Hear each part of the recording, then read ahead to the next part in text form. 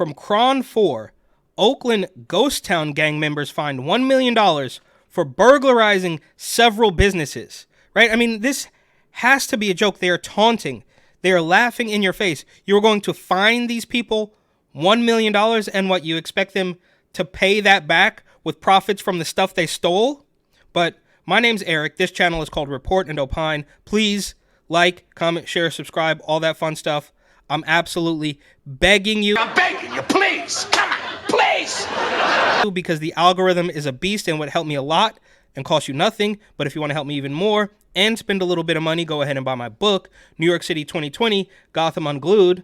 But they say 4 East Bay residents, all of whom were part of an Oakland ghost town street gang, were arrested and fined $1 million total for burglarizing several businesses in 2022, U.S. Attorney Ishmael J. Ramsey said on Tuesday. According to the U.S. Attorney's Office, Jakari Jenkins, DeMarco Barnett, Garland Rabone, and Kiana Smith Stewart collaborated with each other and other members of the street gang to rob 4 Bay Area businesses in less than a year, prosecutors said. Number 1, coin and stamp store. The first robbery involved Barnett and Jenkins, who, along with other members of the Ghost Town gang, robbed a coin and stamp store located on the 10th floor of a building in the Soma neighborhood in San Francisco. So, seems like you have the details, but the consequences is $1 million that maybe they have after stealing all of this stuff, and that's how they're going to pay it back. Do you think if they had $1 million, they would be robbing stores left and right? Barnett and Jenkins allegedly rented a car to be used as a getaway car. The gang members used the stolen license plate to cover the rental car's license plate, prosecutor said. So you have all the details. On March 18th, 2022, Barnett, Jenkins, and at least 2 additional unnamed gang members entered the store with firearms and demanded money from the owner and his son.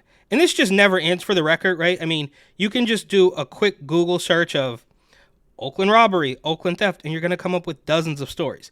And there is crime everywhere, but this is something from another planet. This is completely different. Word is out on all of this, but it just keeps happening.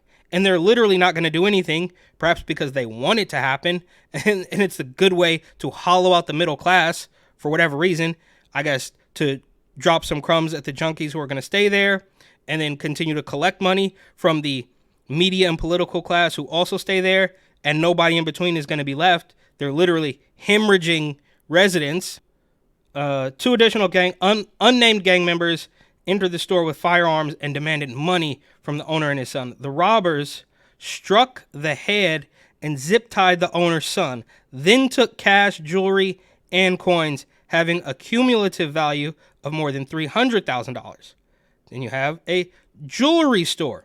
The following robbery occurred approximately 8 months after the first, but instead of a coin and stamp store, members of the Ghost Town gang robbed a jewelry store in San Pablo.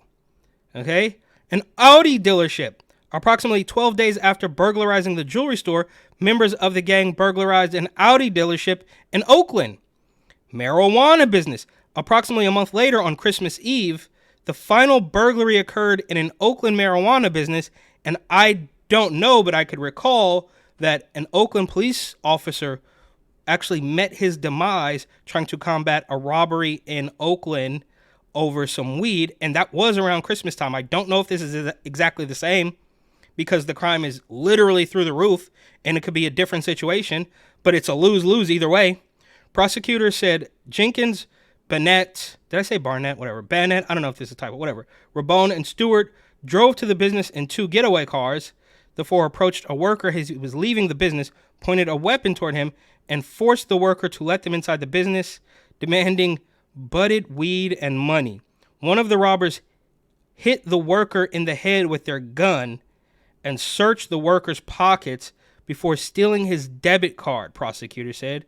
Robbers then left the business with the victim's debit card and several plant trimmings. 2 days after the robbery, Smith Stewart allegedly used the victim's debit card at Westfield Mall in San Francisco to purchase more than $1,000 worth of items at Bloomingdale's. And I love how they constantly use this allegedly.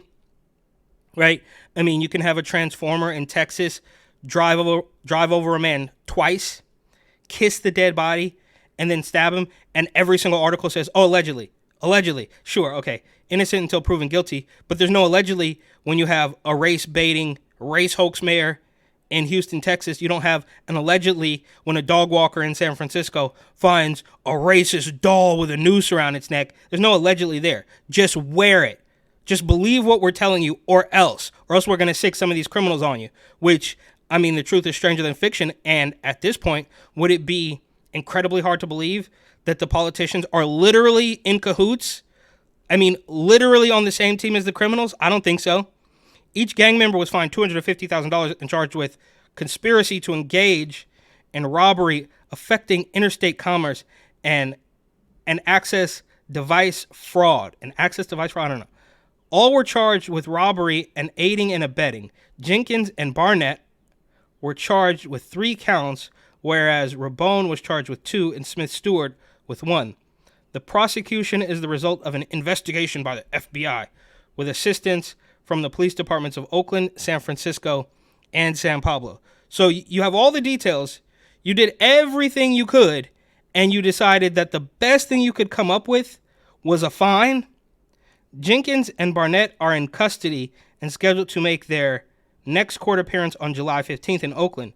Defendants Rabone and Smith Stewart are in custody and scheduled to appear on May 1st. So are we going to talk about, I mean, I guess we're not this far along, and I don't know, I'm not a lawyer, I'm not a legal scholar, but are you going to talk about like criminal charges and jail time?